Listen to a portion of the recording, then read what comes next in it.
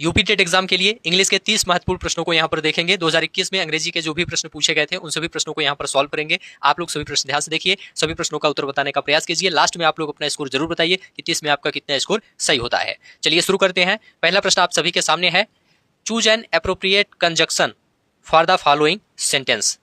Strike the iron it is hot. यहाँ पर conjunction चुनना है, खाली स्थान में क्या भरा जाएगा? Strike the iron while it is hot हो जाएगा, यहाँ पर व्हाइल भरा जाएगा। ध्यान रखिएगा, व्हाइल का प्रयोग तब किया जाता है जब दो कार्य एक ही समय पर हो रहे हों। ठीक है, तो यहाँ पर व्हाइल का प्रयोग किया जाएगा। Strike the iron while it is hot मतलब लोहे पर तब चोट मारो जब वह गर्म हो। तो यहाँ पर बी ऑप्शन आपका राइट आंसर हो जाएगा। चलिए अगला प्रश्न देखेंगे। Identify the correct passive voice for the sentence. Please sit down. कृपया बैठ जाइए।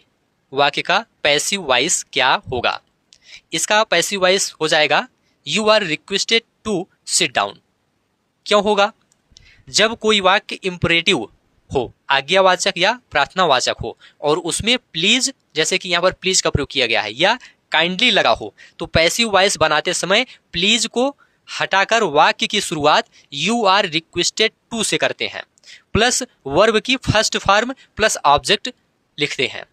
ठीक है, तो यहां पर सी ऑप्शन आपका राइट आंसर हो जाएगा। चलिए अगला प्रश्न है, विच of the following alternatives is grammatically correct.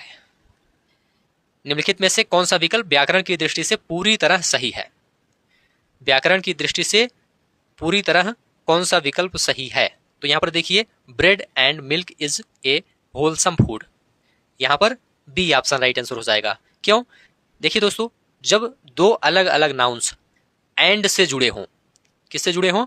And से जुड़े हों, जैसे कि यहां पर ब्रेड और मिल्क, लेकिन वे मिलकर किसी एक ही विचार, भोजन या वस्तु को दर्शाते हैं, तो उनके साथ हमेशा सिंगुलर वर्ब का प्रयोग होता है, एक वचन क्रिया का प्रयोग किया जाता है।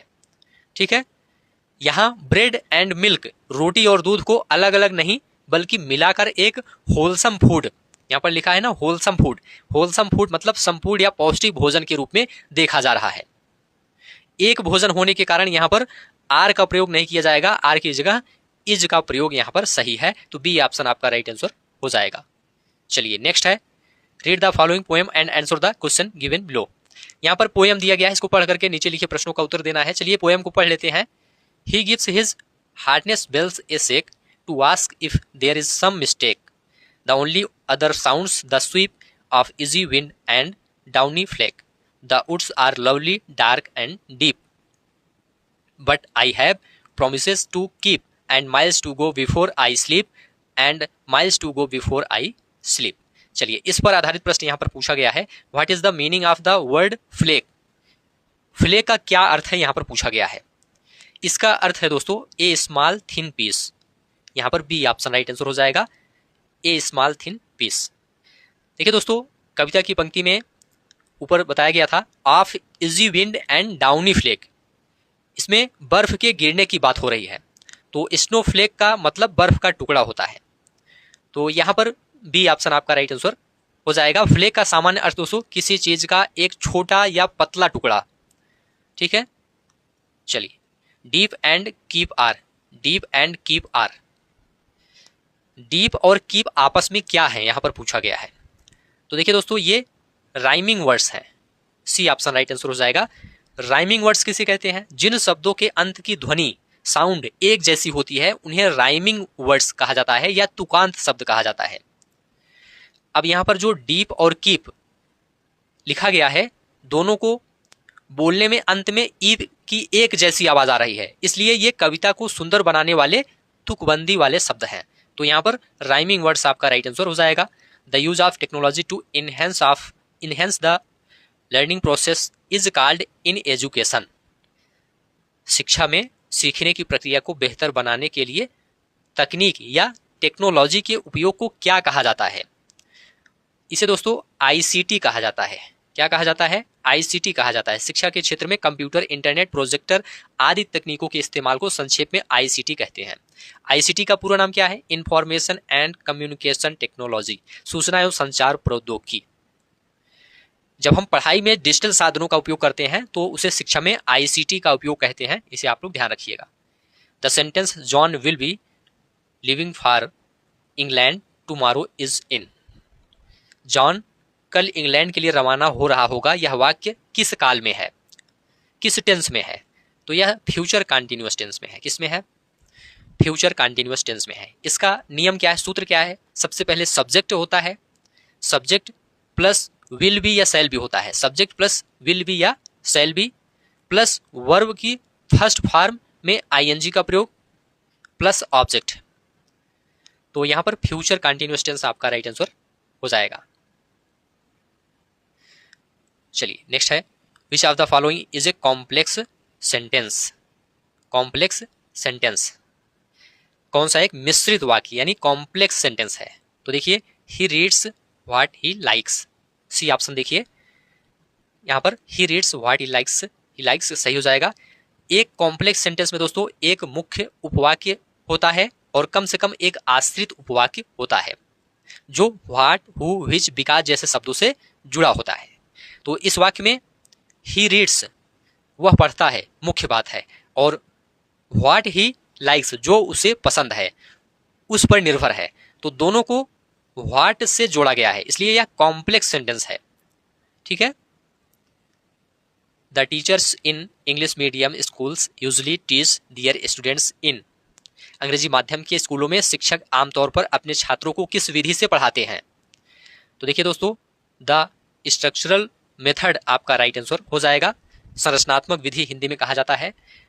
स्ट्रक्चरल मेथड में बच्चों को भाषा के खास पैटर्न सिखाए जाते हैं जिससे वे सुनकर और बोलकर स्वाभाविक रूप से भाषा सीखते हैं। तो डी ऑप्शन राइट आंसर हो जाएगा। अगला प्रश्न आप सभी के सामने है, सभी प्रश्न आप लोग ध्यान से देखते हुए चलिए। Find out the subject in the following sentence. The beautiful rainbow soon faded away. दिए गए वाक्य सुंदर इंद्रधनुष जल्द ही गायब हो गया में सब्जेक्ट या कर्ता कौन सा है आपको यह बताना है। तो इसमें देखिए, द ब्यूटीफुल रेनबो आपका राइट आंसर हो जाएगा। The beautiful rainbow.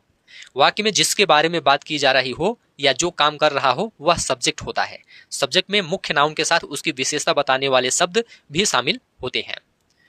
ठीक है, तो यहां पर डी ऑप्शन राइट आंसर हो जाएगा। Supply the correct article in the following sentence. Raghu is one eyed man.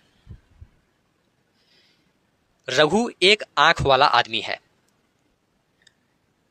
Raghu एक आंख वाला आदमी है, सही आर्टिकल यहां पर भरना है। क्या भरा जाएगा? रघु एक आंख वाला आदमी है, तो यहां पर ए भरा जाएगा। Raghu is a one eyed man, यहां पर पहला ऑप्शन राइट आंसर हो जाएगा। देखिए दोस्तों, आर्टिकल ए या एन का चुनाव शब्द की शुरुआत के अक्षर से नहीं बल्कि उसके उच्चारण की ध्वनि से होता है। ठीक है, भले ही वन की शुरुआत अंग्रेजी के वोवेल ओ से हो रही है, लेकिन जब हम इसे बोलते हैं तो इसकी आवाज वा मतलब व्यंजन से शुरू होती है। चूंकि ध्वनि व्यंजन की है इसलिए यहां एन नहीं बल्कि ए आएगा, तो इसे आप लोग ध्यान रखिएगा। Which of the following words is plural. कौन सा शब्द बहुवचन है आपको यह बताना है। तो यहां पर देखिए, कैटल आपका राइट आंसर हो जाएगा, बी ऑप्शन। कुछ नाउन्स दोस्तों दिखने में एक वचन लगते हैं क्योंकि उनके अंत में यस नहीं होता है, लेकिन वे हमेशा बहुवचन के रूप में ही प्रयोग किए जाते हैं। जैसे कि यहां पर कैटल मतलब मवेशी, पशु। ठीक है, प्यूपिल हो गया, पुलिस हो गया आदि। तो इसे आप लोग ध्यान रखिएगा। कैटल का मतलब होता है गाय बैलों का झुंड या मवेशी। यह दोस्तों एक समूह को दर्शाता है और हमेशा प्लूरल माना जाता है। विच of the following sentence is in passive voice. Passive voice यहां पर पूछा गया है, कौन सा वाक्य पैसिव वॉइस में है। देखिए दोस्तों, a letter was written by him yesterday, ये पैसिव वॉइस में है। पैसिव वॉइस की सबसे बड़ी पहचान यह है कि इसमें हेल्पिंग वर्ब प्लस वर्ब की थर्ड फॉर्म का प्रयोग होता है और अक्सर कार्य करने वाले के पहले बाई लगा होता है, जैसे कि यहां पर लगा हुआ है। ठीक है, तो यहां पर सी ऑप्शन राइट आंसर हो जाएगा। Fill in the blank with the correct preposition. Neither he is sorry his father, खाली स्थान में क्या भरा जाएगा। देखिए दोस्तों, ना तो उसे अफसोस है ना ही उसके पिता को, तो यहां पर नॉर का प्रयोग किया जाएगा, C option nor. Neither he is sorry nor his father. अंग्रेजी व्याकरण में दोस्तों कुछ शब्द पेयर्स में चलते हैं जिन्हें कोरिलेटिव कंजक्शन कहते हैं। नाइदर का जोड़ा हमेशा नॉर के साथ बनता है, इसे आप लोग ध्यान रखिएगा। नाइदर नॉर का अर्थ होता है ना तो ना ही। वाक्य की शुरुआत में यहां पर देखिए नाइदर आया है, इसलिए यहां पर आपको नॉर का प्रयोग करना पड़ेगा। ठीक है, तो यहां पर nor, C option right answer हो जाएगा। Add the right suffix to pluralize the word dictionary. Dictionary शब्द को बहुवचन बनाने के लिए सही प्रत्यय जोड़ें। तो इसमें सही प्रत्यय क्या होगा? IES होगा। सी ऑप्शन राइट आंसर हो जाएगा। क्या हो जाएगा? डिक्शनरीज हो जाएगा। IES आपका राइट आंसर हो जाएगा, सी ऑप्शन। चलिए नेक्स्ट है, यहां पर पैसेज दिया गया है, पैसेज को पढ़ करके नीचे लिखे प्रश्नों का उत्तर देना है। तो चलिए जल्दी से पैसेज को पढ़ लेते हैं, उसके बाद प्रश्नों को देखते हैं। The Ganga especially is river of India, beloved of her people, round which are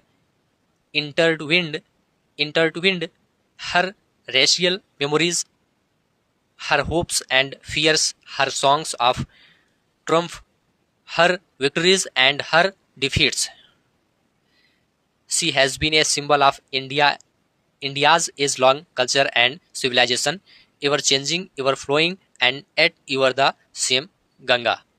She reminds me of snow-covered peaks and the deep valley of the Himalayas, which I have loved so much, and of the rich and vast plains below, where my life and work have been cast. चलिए इस पर आधारित प्रश्न यहां पर देखेंगे। The Ganga is A symbol of, the Ganga is A symbol of. Ganga किसका प्रतीक है पैसेज के आधार पर? तो यहां पर India's age long culture and civilization, आपका सी ऑप्शन राइट आंसर हो जाएगा। India's age long culture and civilization passage में दोस्तों दिया गया है। दूसरी लाइन में दिया गया था C has been a symbol of India's age long culture and civilization. ठीक है, तो सी ऑप्शन राइट आंसर हो जाएगा। What are the things loved by the author mentioned in the given passage. गद्यांश में लेखक द्वारा किन चीजों से प्रेम करने की बात कही गई है? तो डी ऑप्शन राइट आंसर हो जाएगा। The snowy peaks and the deep valleys of the Himalayas are Himalayas as well as the rich and vast plains below. तो डी ऑप्शन राइट आंसर हो जाएगा। अगला प्रश्न है, fill in the blank with appropriate preposition in the following sentence. I must congratulate you your exam results.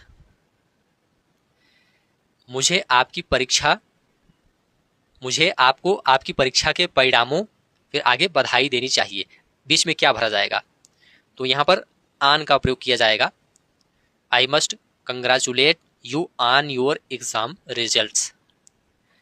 देखिए दोस्तों, अंग्रेजी व्याकरण में कंग्रेचुलेट मतलब बधाई देना शब्द के बाद हमेशा आन प्रीपोजिशन का प्रयोग किया जाता है। ठीक है, तो यहां पर आन का प्रयोग किया जाएगा। सी ऑप्शन राइट आंसर हो जाएगा। Fill in the blank with the suitable article in the following sentence. Yesterday European called at my office.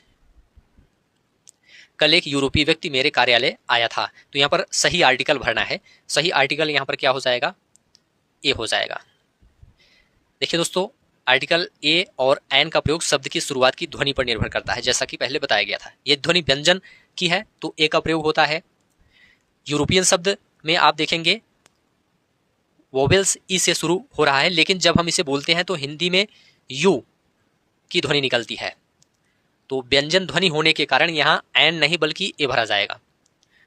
Fill in the blanks with suitable articles in the following sentence. Ganga is sacred river. Ganga पवित्र नदी है। यहाँ पर सही article भरना है। तो यहाँ पर गंगा के पहले किसका प्रयोग किया जाएगा? द का प्रयोग किया जाएगा। और इसके बाद इज के बाद किसका प्रयोग किया जाएगा? यहाँ पर जो खाली स्थान है यहाँ पर ए का प्रयोग किया जाएगा। तो यहाँ पर द और ए का प्रयोग किया जाएगा। The Ganga is A sacred river. यहाँ पर सी ऑप्शन राइट आंसर हो जाएगा। देखिए दोस्तों, सभी प्रसिद्ध और पवित्र नदियों के नाम के पहले हमेशा द का प्रयोग होता है। तो यहाँ पर गंगा के पहले द का प्रयोग किया जाएगा। सैक्रेड मतलब पवित्र शब्द का उच्चारण सा से शुरू होता है और यह एक साधारण विशेषता बता रहा है, इसलिए इसके पहले ए लगेगा। The Ganga is a sacred river, Ganga एक पवित्र नदी है। Fill in the blank with correct conjunction. Walk quickly, you will not overtake him. तेज चलो, तुम उससे आगे नहीं निकल पाओगे। बीच में क्या भरा जाएगा? बीच में इल्स भरा जाएगा। डी ऑप्शन राइट आंसर हो जाएगा। इल्स का अर्थ अन्यथा या वरना होता है। यह दो वाक्यों को जोड़कर एक चेतावनी या शर्त को दर्शाता है। मतलब तेज चलो वरना तुम उसे पकड़ नहीं पाओगे, तो यहां पर इल्स का प्रयोग किया जाएगा।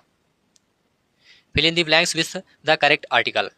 राजधानी express is considered as one of fastest train in India. खाली स्थान में क्या भरा जाएगा? राजधानी एक्सप्रेस भारत की सबसे तेज ट्रेनों में से एक मानी जाती है, तो यहां पर द का प्रयोग किया जाएगा। The Rajdhani express is considered as one of the fastest, तो यहां पर दो बार द का प्रयोग किया जाएगा। बी ऑप्शन राइट आंसर हो जाएगा। ध्यान रखिएगा, सभी प्रसिद्ध ट्रेनों या जहाजों के नाम के पहले हमेशा द का प्रयोग होता है, ठीक है। और फास्टेस्ट एक सुपरलेटिव डिग्री का एडजेक्टिव है, तो व्याकरण का नियम यह है कि सुपरलेटिव डिग्री के पहले हमेशा द का प्रयोग अनिवार्य होता है, तो यहां भी द का प्रयोग किया जाएगा। Which prefix can be used before all the following words? Proper, polite, mortal, movable. इन सब शब्दों के पहले कौन सा शब्द जुड़ेगा? कौन सा शब्द जुड़कर नया शब्द बनेगा, यहां पर पूछा गया है। तो यहां पर इम, डी ऑप्शन राइट आंसर हो जाएगा। इम एक नकारात्मक उपसर्ग है, नेगेटिव प्रीफिक्स है, और यहां पर इम जुड़ने के बाद क्या बन जाएगा? इम प्रॉपर बन जाएगा। जैसे प्रॉपर है, इसमें इम प्रॉपर अनुचित बन जाएगा, और इम्पोलाइट मतलब अशिष्ट बन जाएगा, और इमॉर्टल मतलब अमर हो जाएगा, इमूवेबल मतलब अचल हो जाएगा। तो यहाँ पर डी ऑप्शन राइट आंसर हो जाएगा। Which of the following words is an abstract noun?